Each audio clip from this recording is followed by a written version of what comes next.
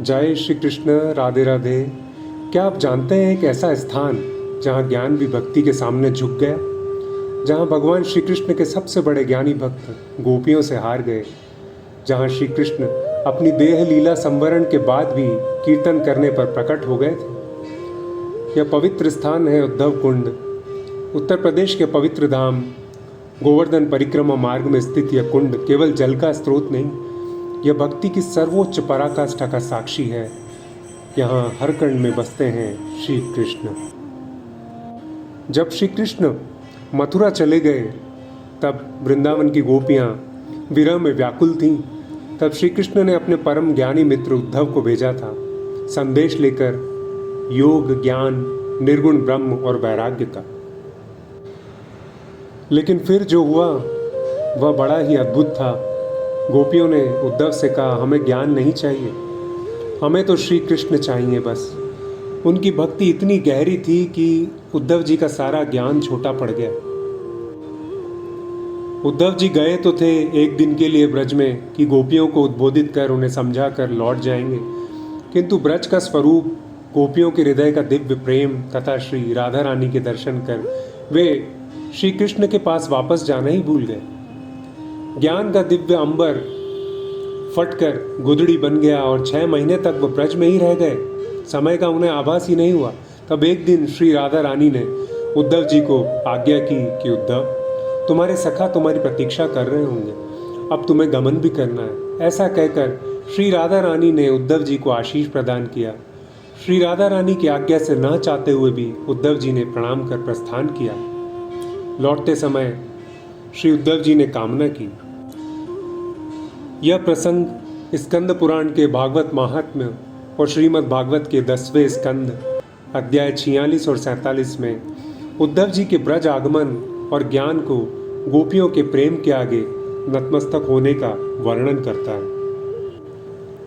उद्धव जी तब वहां से जाते हुए कहते हैं, आसामहो चरण रेणु जुषामहं श्याम वृंदावने किमपि गुल्मलतौषधीनां यादुस्त्यजं स्वजनमार्यपथं च हित्वा भेजुर्मुकुंद पदवीं श्रुतिभिर्विमृग्याम्। इसका अर्थ है, ओह, मैं वृंदावन की इन झाड़ियों, लताओं तथा जड़ी बूटियों में से कोई एक भी होने का सौभाग्य प्राप्त करूं, क्योंकि जो गोपियां हैं उनकी चरण धूलि से वह इन सबको आशीर्वाद देती हैं, जिन्होंने अपने स्वजनों और आर्यपथ सामाजिक मर्यादाओं को छोड़कर श्री मुकुंद श्री कृष्ण के चरणों का आश्रय किया, उनके चरणों का भजन किया, जिन्हें वेद भी खोजते हैं। और उद्धव कुंड पर एक चमत्कार भी हुआ था और इसके पीछे एक रहस्य भी है। तो वो चमत्कारिक घटना श्री कृष्ण के लीला संवरण के बाद की है। श्री कृष्ण लीला अप्रकट होने पर कृष्ण की द्वारका वाली पटरानियां बड़ी दुखी थी। एक बार वज्रनाभ जी उनको साथ लेकर वहां उपस्थित हुए। बड़े जोरों से भावपूर्ण संकीर्तन आरंभ हुआ। देखते देखते उस महासंकीर्तन में श्री कृष्ण के सभी परिकर क्रमशः आविर्भूत होने लगे। अर्जुन मृदंग वादन करते हुए नृत्य करने लगे। इस प्रकार द्वारका के सभी परिकर उस संकीर्तन मंडल में नृत्य और कीर्तन करने लगे। हठात महाभागवत श्री उद्धव जी भी वहां के तृण लताओं से आविर्भूत होकर नृत्य में विभोर हो गए। फिर भला श्री कृष्ण कैसे रह सकते थे?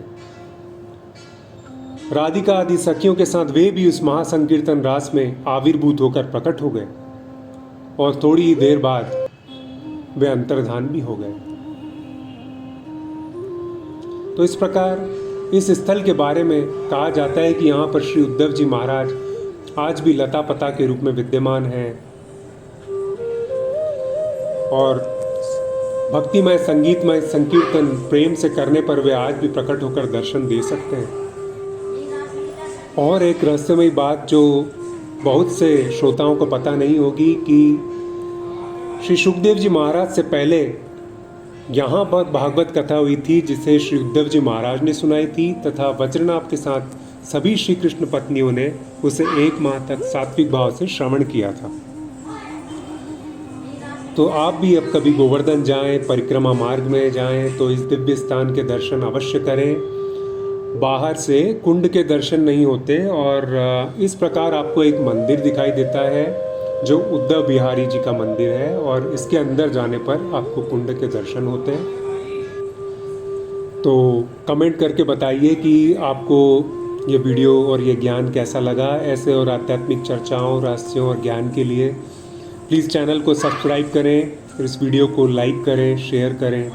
जय श्री कृष्ण, जय श्री राधे।